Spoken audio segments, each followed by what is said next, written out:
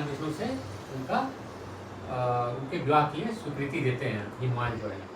हिमवान की इतनी सी बात सुनकर मुनिराज नारद आकाश में विलीन हो गए। वे पीताम्बर, शंख, चक्र और गदाधारी भगवान विष्णु के पास सीधे पहुंच जाते हैं। वहां हाथ जोड़कर नारद जी ने भगवान विष्णु से कहा, हे देव सुनिए, मैंने आपका विवाह जो है वो पक्का कर दिया है। नारद जी बहुत प्रसन्न मन से पहुंचते हैं भगवान विष्णु के पास और भगवान विष्णु को यह शुभ समाचार, जो कि हिमवान की जो पुत्री रहती है पार्वती, उनके विवाह का शुभ समाचार भगवान विष्णु को देते हैं। तब पिता की बात सुनकर उधर हिमवान पार्वती के पास जाकर कहते हैं, हे पुत्री, मैंने जो तुम्हारे विवाह है वो भगवान विष्णु के साथ तय कर दिया है और मैंने तुम्हें भगवान विष्णु को दे दिया है। तब पिता की बात सुनकर तुम बिना उत्तर दिए ही अपनी सखी के घर चली गई है। कौन कहता है? शिव जी कहते हैं, पार्वती जी को बता रहे हैं कि ऐसा हुआ था कि भगवान विष्णु के साथ विवाह का समाचार सुनकर तुम खुश नहीं हुई और वहाँ से नाराज होकर अपने सखी के यहाँ चली गई। वहीं जमीन पर पड़कर तुम बहुत दुखी होती हुई विलाप करने लगी। तुमको इस तरह विलाप करते देख एक सखी ने पास आकर कहा, हे देवी, तुम क्यों इतना दुखी हो? मुझे इसका कारण बताओ। तुम्हारी जो कुछ इच्छा होगी मैं यथाशक्ति उसको पूरी करने की चेष्टा करूंगी। पार्वती जी बोलती हैं, मेरी जो कुछ अभिलाषा है उसे तुम प्रेम पूर्वक सुनो। मैं एकमात्र शिव जी को अपना पति बनाना चाहती हूँ। मुझे इसमें कोई किसी बात की रत्ती भर की कोई शंका नहीं है और न ही कोई संशय है। मेरे इसी विचार को मेरे पिताश्री ने ठुकरा दिया है, जिससे कि मेरा मन विचलित और काफ़ी दुखी है।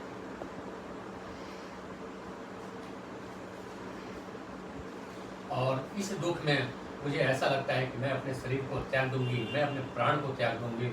पार्वती जी की इसी बात को सुनकर सखियों ने कहा कि हे सखी, शरीर का त्याग ना करो, चलो किसी ऐसे वन को चले जहाँ पिता को पता ही न लगे।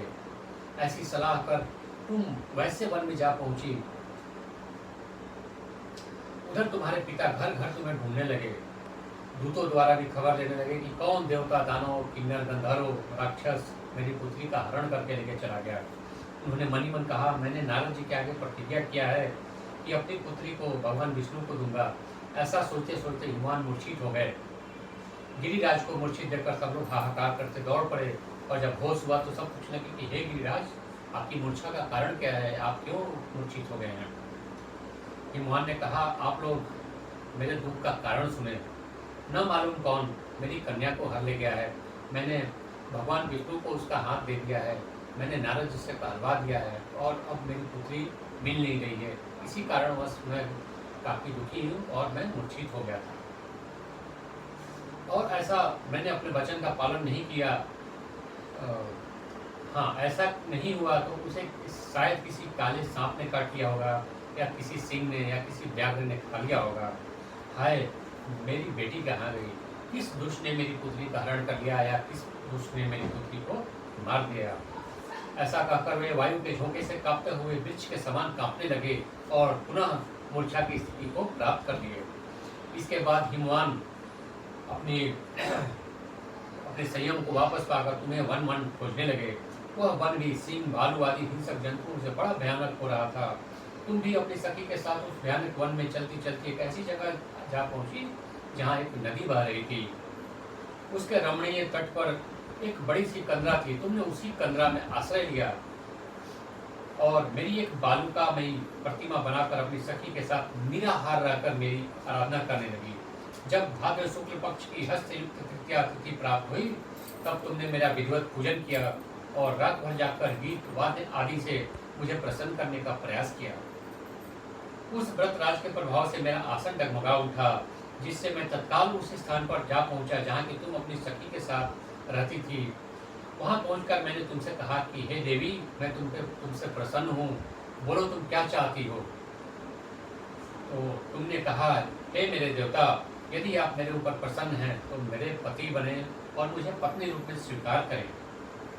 तब मैंने तथास्तु कहकर कैलाश पर्वत पर वापस आने पर तुमसे वह प्रतिमा नदी में प्रवाहित कर दी।